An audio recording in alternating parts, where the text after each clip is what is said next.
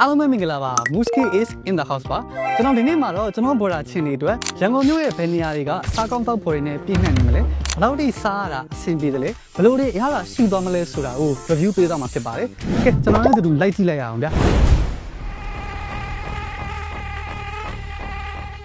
ကဲကျွန်တော်အခုရောက်ရှိနေတာကတော့ရန်ကုန်မြို့စွန်ကအိမ်လေးတိမ်ပဲဖြစ်ပါတယ်ကဲဒီမှာကြည့်တွေ့လားတကားတွေအားလုံးဖွင့်ထားတော့ Muski တို့အကြိုက်ဝင်လို့ရတယ်နောက်ပြီးတော့အရေးအကြောင်းရဆိုရင်လည်းအချိန်မီပြန်ထွက်လို့ရတယ်အဲ့တော့ဒီနေရာကို rating ပေးရမယ်ဆိုရင်တော့5 star အပြည့်ပေးကြတယ်ကဲအိမ်ထဲမှာဘယ်သူတွေရှိလဲလိုက်ကြည့်လိုက်ရအောင်ဗျမာကြီးဒီလိုတွေ့လားလက်ပြတ်တဲ့နေရာတွေ့လားခုနမှာချင်းစည်းဝယ်လို့ရှိတယ်ဒါပေမဲ့ချင်းစည်းဝယ်ကတာမန်ချင်းစည်းဝယ်ပဲဆိုတော့စိတ်တော့ပြဿနာမရှိဘူးအဲ့တော့တွေးတော့ရနိုင်တယ် rating ပေးရမယ်ဆိုရင် 3.5 star လောက်တော့ပေးတယ်ကဲဒါကတော့နောက်တစ်ခန်းမှာကလေးရှိတဲ့အခန်းပေါ့ဗျာဒီမှာဆိုရင်ကလေးတွေအတွက်ချင်းသေးွယ်တောင်ထုံးမထားဘူးဗျအဲ့တော့ rating ပေးရမယ်ဆိုရင်တော့5 star ဖြစ်တယ်ဗျမကြီးဒီကောင်မလေးကိုကြည့်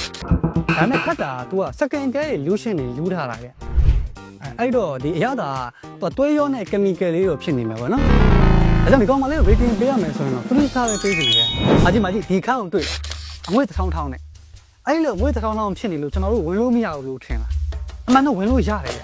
အဲ့ငွေတွေကကျွန်တော်တို့ကြောက်အောင်ချောက်ထားအဲ့လိုအငွေနဲ့အခန်းပိုတော့ဝင်လို့ကောင်းသေးတယ်ကျွန်တော်ဒီအခန်းကို rating 4 star လောက်တော့ပေးလိုက်မယ်ဗျကဲကျွန်တော်အခုရောက်ရှိနေတာတော့ G ဖြစ်ပါတယ် open G မှာအကုန်ချွေးတံရွှဲနေဆိုတော့ Muski တို့အကြိုက်ပဲပေါ့ဗျာမကြောက်ဘူးလားလက်ပြတ်တွေနဲ့အားရပါရကိုစော့နေကြဒီနေရာကို rating ပေးရမယ်ဆိုတော့5 star အပြည့်ကိုပေးခြင်းတယ်ဗျ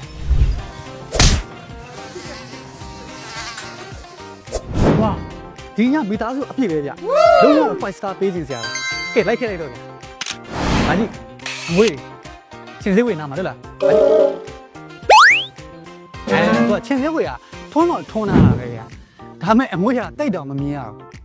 အဲ့တော့အငွေမရှိတော့တောက်စရာမရှိဘူးပေါ့ဗျာကဲချင်းတဲ့အတိုင်းပဲဗျာဝင်ရတော့လွယ်လွယ်လေးပဲကဲလူလေး review ပေးလိုက်ရအောင်ဗျာပြောရမယ်ဆိုရင်တော့ဆိုတော့ညနေအေးဖြစ်ထားတော့နည်းနည်းခေါင်းကနေမူးရင်မရတော့ကောင်းနေပြီလားကောင်းနေပြီလား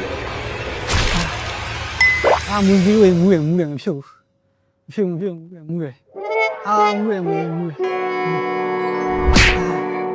ဒီလိုဒီရတဲ့ချင်းနေမှာဒီလိုရဘာချင်းလေးဝယ်လဲမသိဘူးအမွေးထွက်လာလဲနည်းနည်းလေးမာစတာကြောင့်မိသားစုကသုံးကြုံစီမှာမာစတာအကောင့်ဘယ်လောက်မပါ